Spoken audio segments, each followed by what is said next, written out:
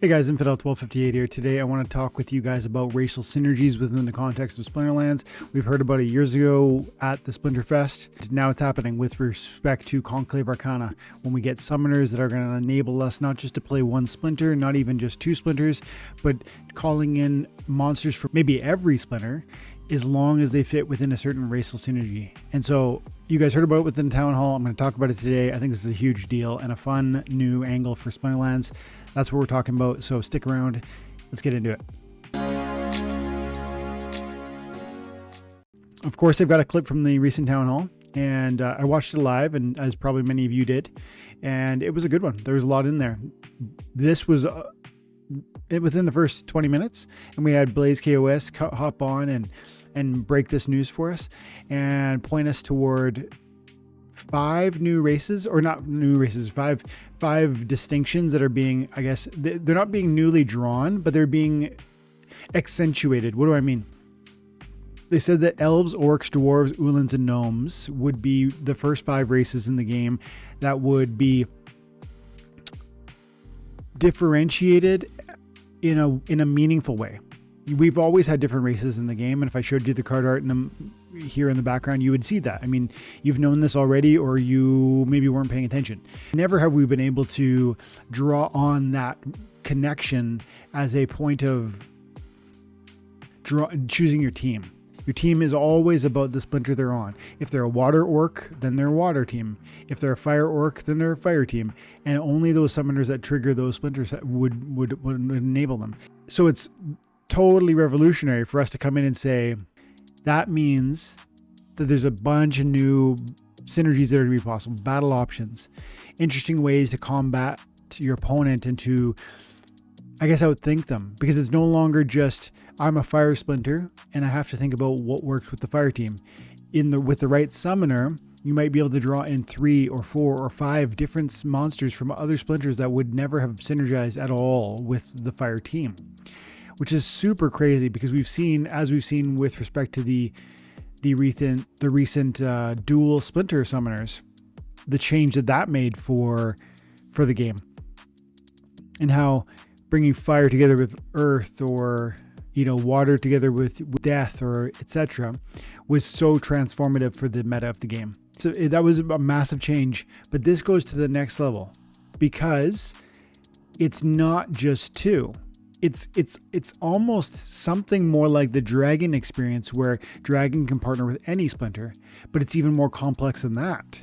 There really is no easy way to point to how significantly this will impact the complexity of team selection, nor the agency that it will add to the player. It will dramatically improve and affect the agency you have, the control you have, depending on the deck size you have. Because if you have access to all these ulins, these orcs, these elves, gnomes, and dwarves, we can't know the synergies yet, but to own all of those races would maximize the effectiveness of your deck at this moment, or as we move into Conclave Arcana, which is just now, I think, 4 or 6 weeks away.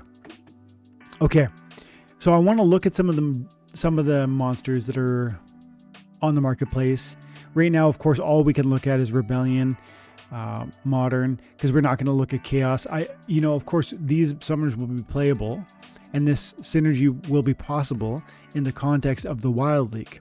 But for simplicity's sake, and to maximize the impact, I think it's worth focusing on the Modern League. It'll narrow the scope of our conversation. It'll also probably speak to the greatest impact, because the cards that can be utilized within the context of Modern are more desirable, more valuable, more useful, because the rewards are better over there, etc. And that's where real players are playing to avoid bots, etc. There's lots of reasons why, but that's where the greatest impact, and one last point, the greatest impact on the meta will be seen there, because these synergies will have a greater degree of impact as compared to any other card in the Modern League, because of that connectivity and that branching out and that intertwining of one Splinter with another, and maybe 2 or 3 Splinters being brought in at once. That's the crazy thing. It's possible that you might be playing all 5 Splinters while I'm playing 1 Splinter. And in a pool of cards where modern is smaller in terms of the selection that's possible, because it's only Rebellion and then Conclave Arcana, as well as the appropriate reward cards, that's a smaller pool of cards, maybe 200, 225 cards, something like that, with all the promos, etc. 250 maybe, versus Wild, which is, 50, 200, 300, 400, 500 or 700 cards, something like that. It's probably closer to 700. And so that's why in the modern league, these impacts will be more dramatic and more visible, and therefore more important to look at. That's why I want to focus there. I do want to look at some of the monsters and see if there are, if these monsters are jumping out at me. Let's just focus in on legendaries first and foremost, because of course legendaries are always the most powerful, most interesting, most impactful. But then if they are elves like Lord Thanalor, that would be potentially another benefit to a card like this. I haven't been tracking the price points since 6 days ago when the town hall happened, but I would wager if you looked at the trends on some of these cards, you would see price increases.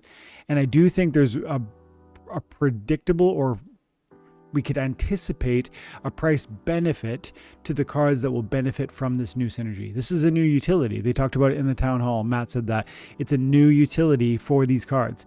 If Lord Thanalor is decent in your mind, and maybe it's worth $3 or $4 per BCX yesterday, shouldn't it theoretically be worth some percentage more because it now has an increased utility outside of Dragon or Earth? But now, in fact, maybe with, whichever summoner is enabling elves to come along. And maybe if that's not a green splinter summoner, and it could be a green splinter summoner, but if that's not a green splinter summoner, Lord Thanalor has extra utility. And it even still, actually, it would have extra utility because there's other elves it can now synergize with, which it could never have done so before. Maybe we can look at some of that later. But that's the thing that it's difficult to do.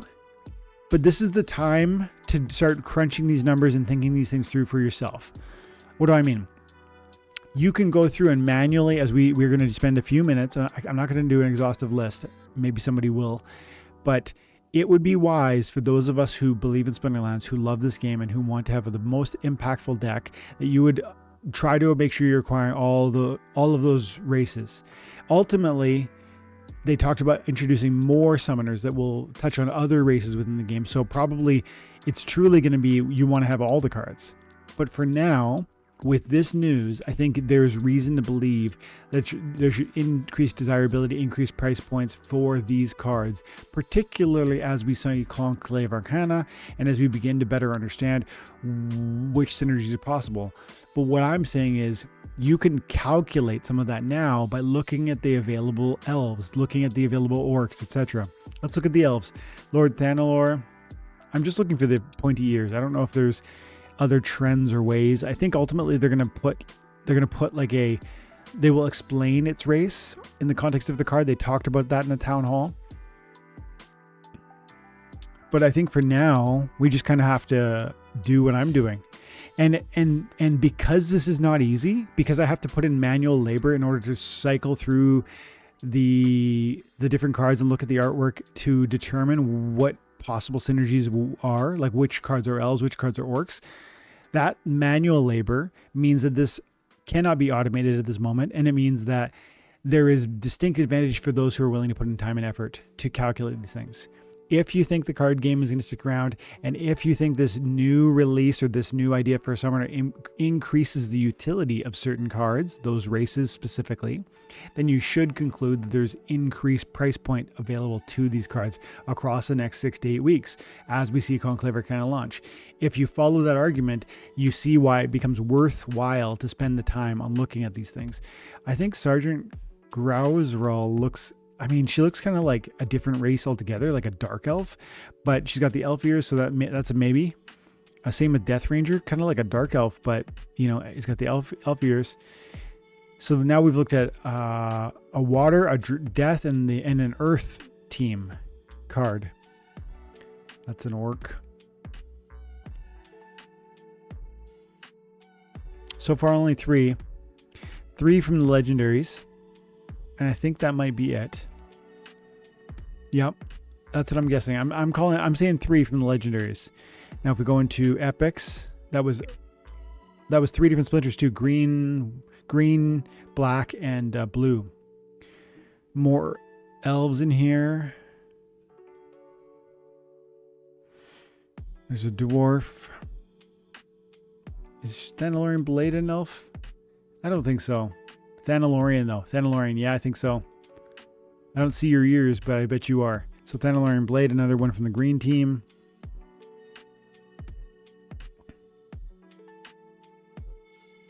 Olivia, are those little elf ears? I think so. That's kind of cool. Olivia the Brook, nasty little card, and for it to have that opportunity. Again, you don't really know. You don't know what the summoner will do in terms of its abilities, its mana cost, etc. Nor what splinter it starts base as, right?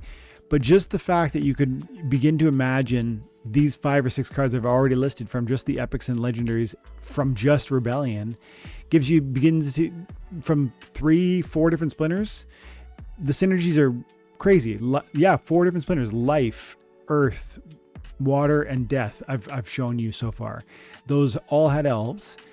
Potentially, if there was, in fact, we know there will be a summoner that will enable elves to do this. And so those 4 could be utilized if you have them in your deck in one match against me. And that is potentially a massive bonus. I'm not saying that they necessarily synergize particularly well together, but in Splinterlands, all your options are your power. If you have more options than I do, then you have more capacity for victory.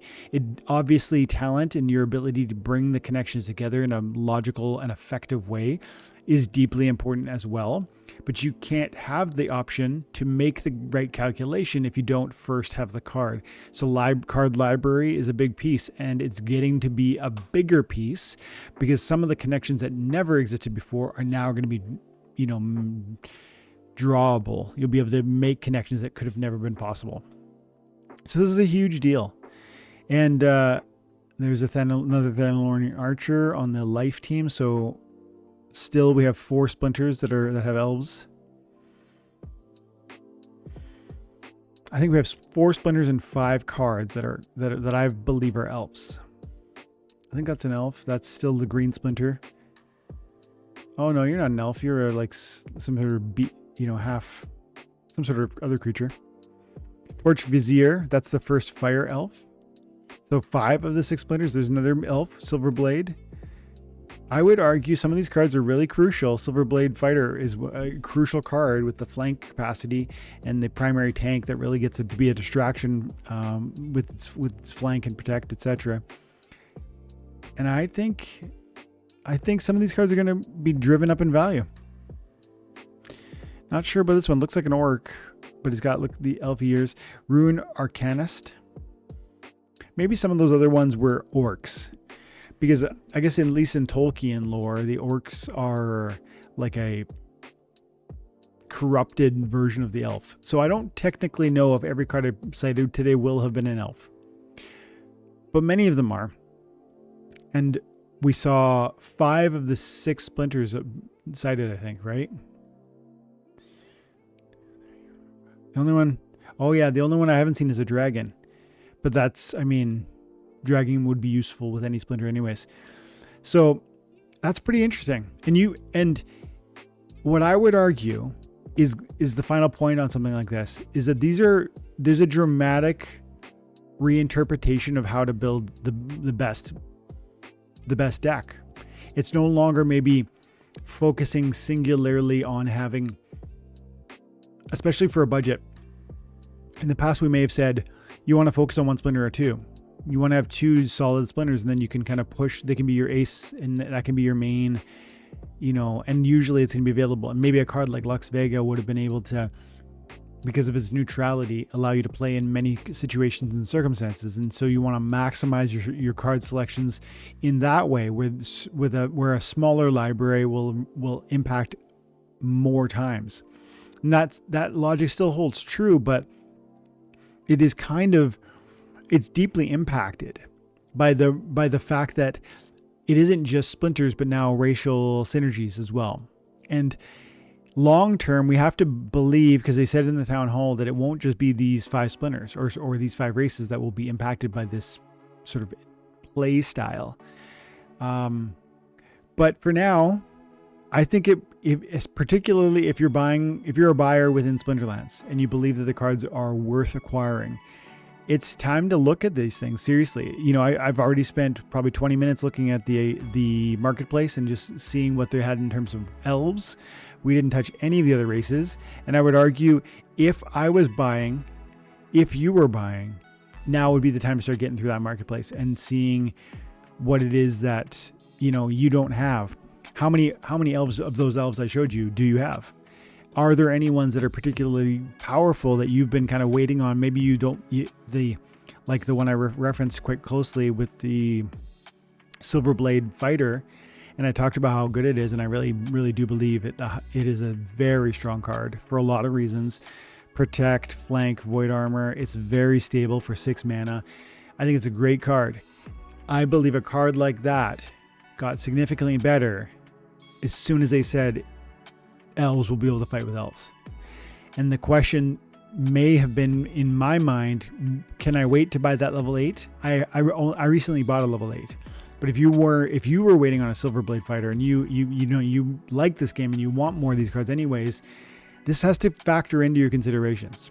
I think as these synergies become more clearly understood, some of the opportunity I'm implying exists will vanish.